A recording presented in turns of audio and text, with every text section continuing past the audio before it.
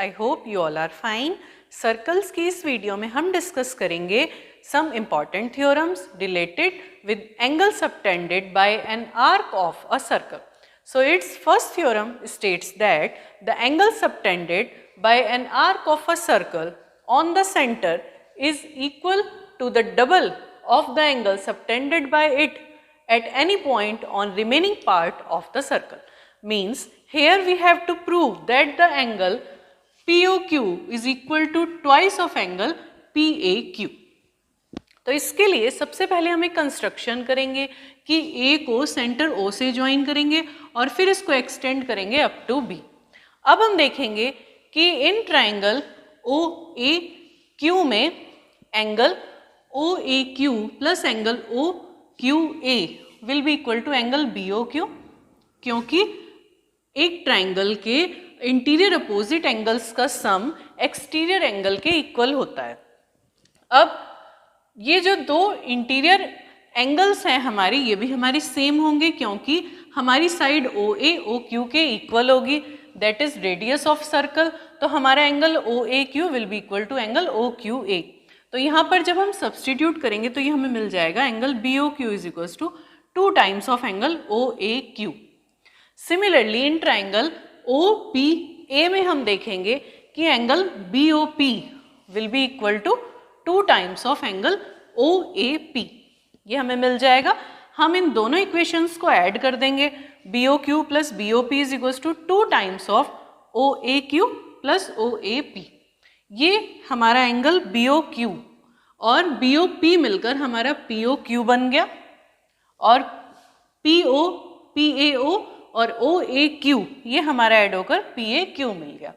तो it means POQ is equal to twice of PAQ. तो हमारा ये एंगल जो सेंटर पर है ये इस सर्कल के इस पॉइंट के एंगल के डबल होगा. तो हमने ये प्रूफ कर दिया कि angle POQ is equal to twice of angle PAQ. यही हमें इस थ्योरम में प्रूफ करना था.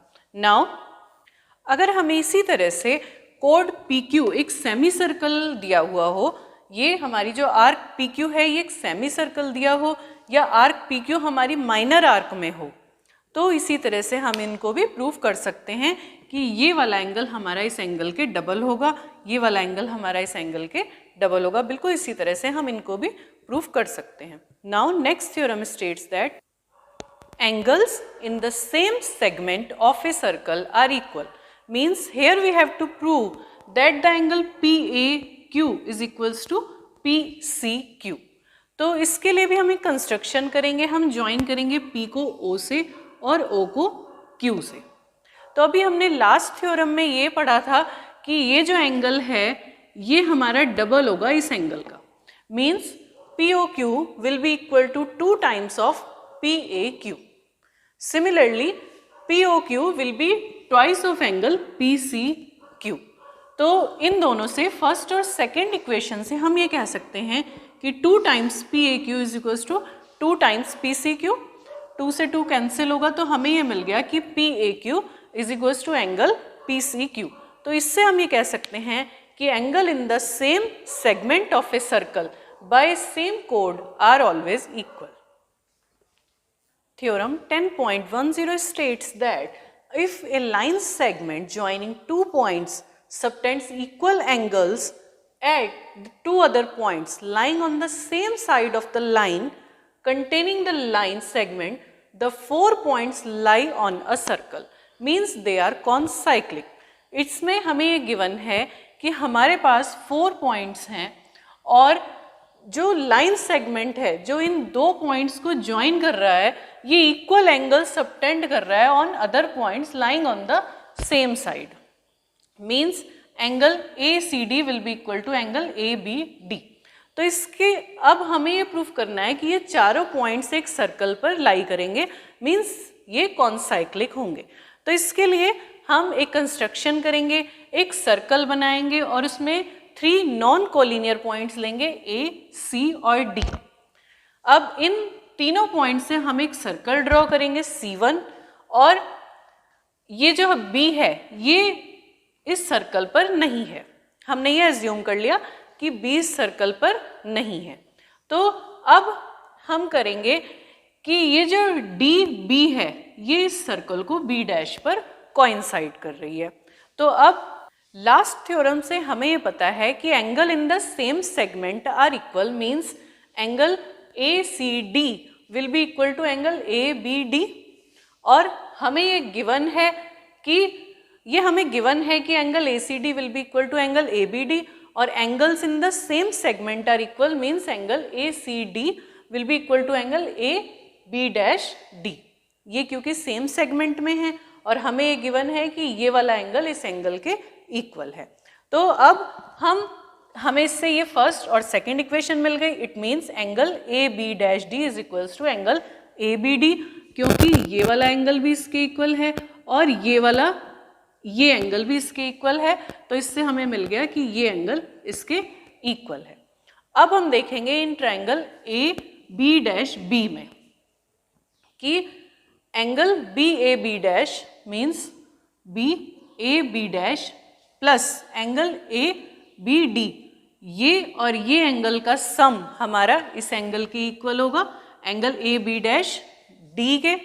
और अभी हमने ये देखा था कि ए बी डैश डी हमारा ए बी डी के इक्वल है, मीन्स ये वाला एंगल इसके इक्वल है।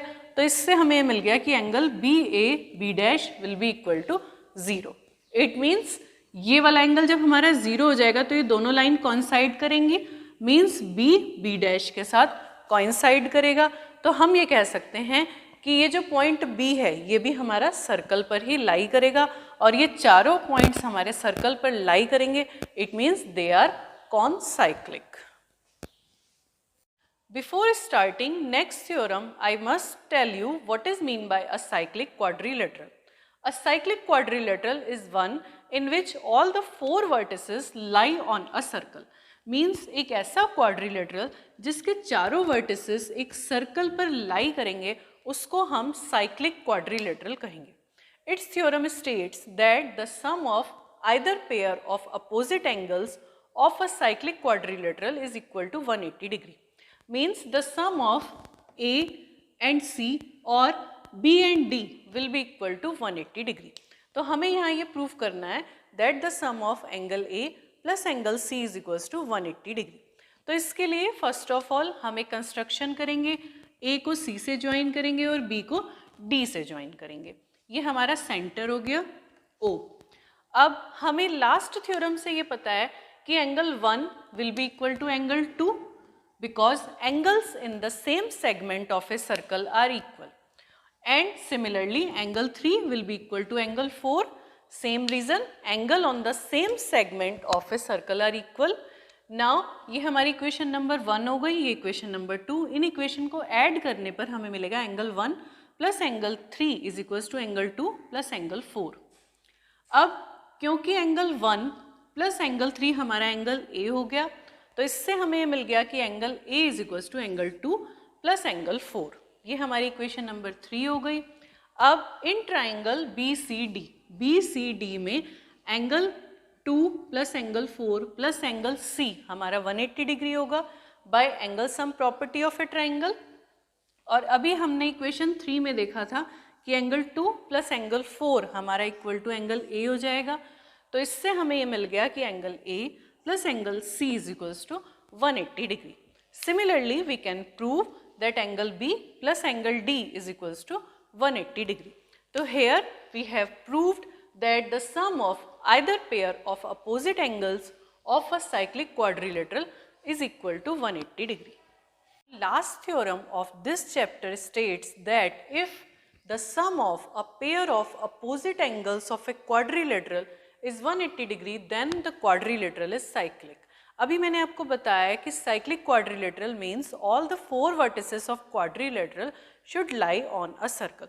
तो यहाँ पर हमें यही प्रूफ करना है कि अगर एक ऐसा quadrilateral है जिसके अपोजिट एंगल्स का सम 180 डिग्री है तो ये साइक्लिक होगा, मीन्स इसके चारों वर्टिसेस हमारे एक सर्कल पर लाई करेंगे।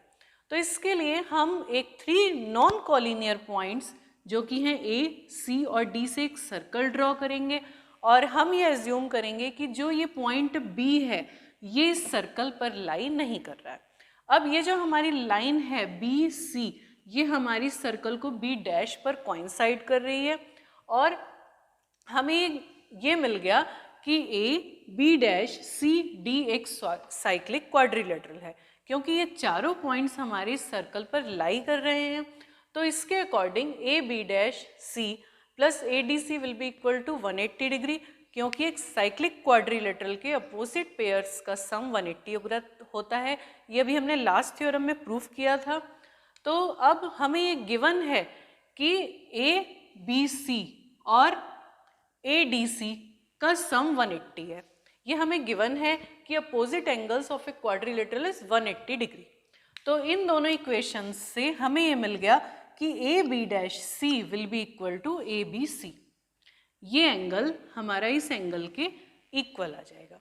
अब हम देखेंगे इन ट्रायंगल ए